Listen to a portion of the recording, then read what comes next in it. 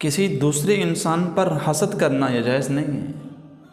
کسی کا مال دیکھ کر، کسی کی پراپرٹی دیکھ کر، کسی کو اللہ نے نعمتوں سے نوازا ہے، اس کی نعمتوں کو دیکھ کر اس پر حسد کرنا یہ جائز نہیں۔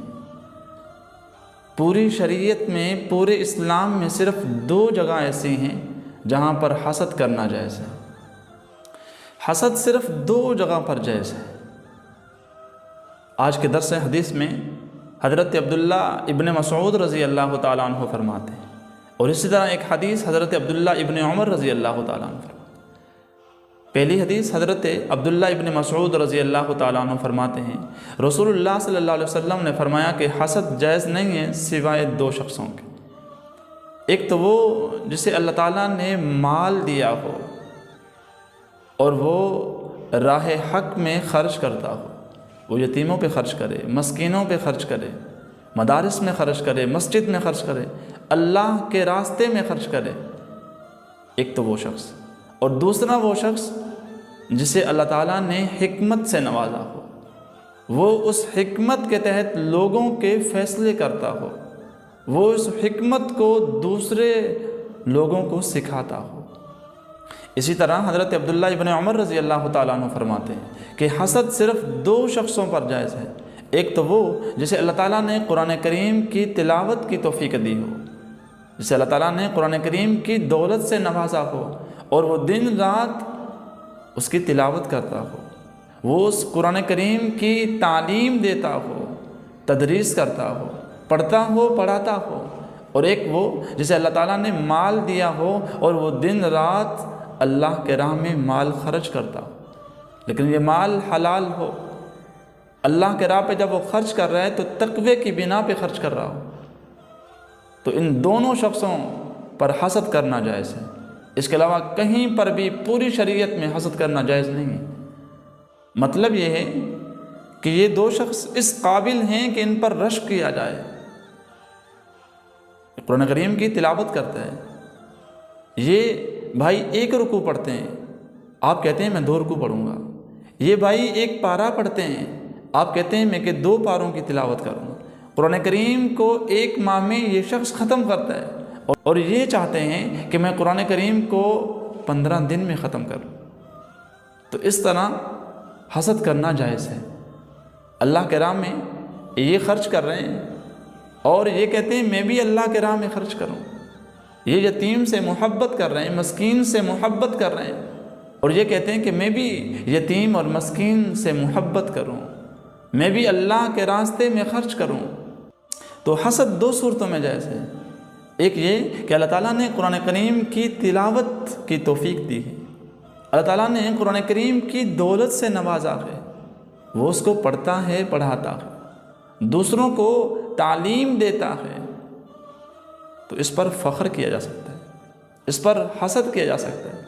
دوسرا وہ کہ جس کو اللہ نے مال دیا ہو اور وہ مال حلال ہو، اور وہ جب خرچ کر رہا ہو تو اس کے دل کے اندر تقویٰ ہو، اللہ کا خوف ہو۔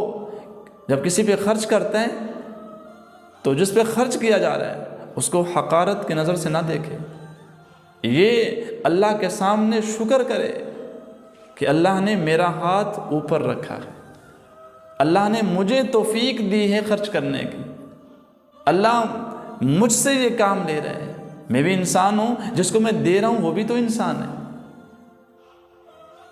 میری بھی 2 آنکھیں ہیں، میرے بھی 2 ہاتھ ہیں، میرے بھی وہی اعضاء ہیں جو اللہ نے اس انسان کے اعضاء بنائے۔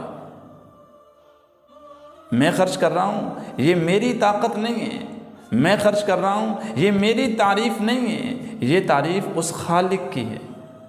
اللہ نے تجھے اسی انسان کی طرح تیار کیا، لیکن اللہ کا فضل دیکھ، اللہ نے ہاتھ تیرا اوپر رکھا، اللہ اس کا ہاتھ بھی تو اوپر کر سکتے ہیں، اللہ کسی اور کو بھی تو یہاں کھڑا کر سکتے ہیں۔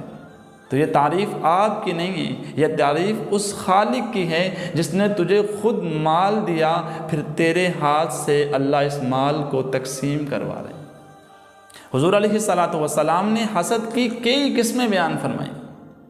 ایک حسد وہ ہوتا ہے جو شرعاً حرام ہوتا ہے، ایک دوسرے بھائی کے پاس نعمت دیکھ کر دل ہی دل میں اور یہ کہنا کہ یہ اس کے پاس نعمت نہ رہے، اس سے نعمت یہ چھن جائے، یہ شرعاً حرام ہے۔ اس کو نعمت اللہ نے دی ہے، آپ اس کے لیے دعا کریں گے، ہو سکتا ہے اللہ وہ نعمت تجھے بھی دے دے۔ آپ اس کے بارے میں یہ کہہ رہے ہیں کہ اس سے چھن جائے، اس کے پاس رہے نہ، یہ تباہ ہو جائے، اس سے اللہ خوش نہیں ہوتے، اس سے اللہ آپ کے رزق میں برکت نہیں دیں گے۔ اس جیسی حرکتوں سے اللہ آپ کو ایسی نعمتیں نہیں دیں گے۔ اللہ سے نعمتیں لینی ہیں تو دوسروں کی نعمتوں کو دیکھ کر شکر ادا کیا۔ اللہ نے اس کو دیا، اللہ اس کے لیے یہ نعمت راحت والی بنا دے، اللہ اس کے لیے یہ نعمت برکت والی بنا دے۔ تو اس لیے کسی کی نعمت کو دیکھ کر دل ہی دل میں جلنا نہیں چاہیے، کسی کی نعمت کو دیکھ کر یہ نہیں کہنا چاہیے اس کے پاس نہ رہے، اللہ نے اسے دی ہے، اس کے لیے دعا کریں، اللہ آپ کو بھی دے دے گا۔ اسی طرح ایک حسد ہوتا ہے جو قابل تعریف ہوتا ہے، کسی کے پاس نعمت دیکھی، نعمت دیکھنے کے بعد اللہ کے حضور دل میں خیال کرتا ہے یا اللہ اس کو یہ نعمت نصیب فرما، اس کی نعمت میں برکتیں عطا فرما اور مجھے بھی اس جیسی نعمت عطا فرما۔ اس لیے دعا تو کرنی چاہیے لیکن دل ہی دل میں حسد نہیں کرنا چاہیے۔ تو پہلی صورت میں تو تمنا کرنی چاہیے، اللہ نے اس انسان کو مال دیا ہے اور حلال مال دیا ہے، اور جب وہ مال دوسروں پہ تقسیم کرتا ہے، دوسروں پہ خرچ کرتا ہے تو اس کے دل کے اندر تقویٰ ہوتا ہے، اس کے دل کے اندر عاجزی ہوتی ہے، اس کا دل جھکا ہوا ہوتا ہے، تو آدمی یہ خواہش کر سکتا ہے کہ اللہ مجھے بھی اس جیسا بنا دے۔ اور دوسری صورت یہ ہے کہ اللہ تعالیٰ نے علم نافع سے نوازا ہے۔ سب سے پہلے تو وہ جس کو اللہ نے علم دیا وہ خود اس پر عمل کرتا ہو، پھر وہ دوسروں کو بھی اس علم کی تعلیم دیتا ہو، تو ایسے شخص پر رشک کیا جا سکتا ہے۔ دن رات قرآن کریم میں، دن رات اچھے فیصلوں میں وہ لگا ہوا ہے، لوگوں کے مابین فیصلے کرتا ہے، خاندانوں کی نفرتوں کو دور کرتا ہے، جھگڑوں کو ختم کرتا ہے، لڑائی کو ختم کرتا ہے، دلوں کے اندر محبتوں کو بساتا ہے۔ ایسی حکمت ہو، ایسا علم ہو جو دوسروں کے دلوں کو جوڑتا ہو، اس پہ بھی رشک کیا جا سکتا ہے۔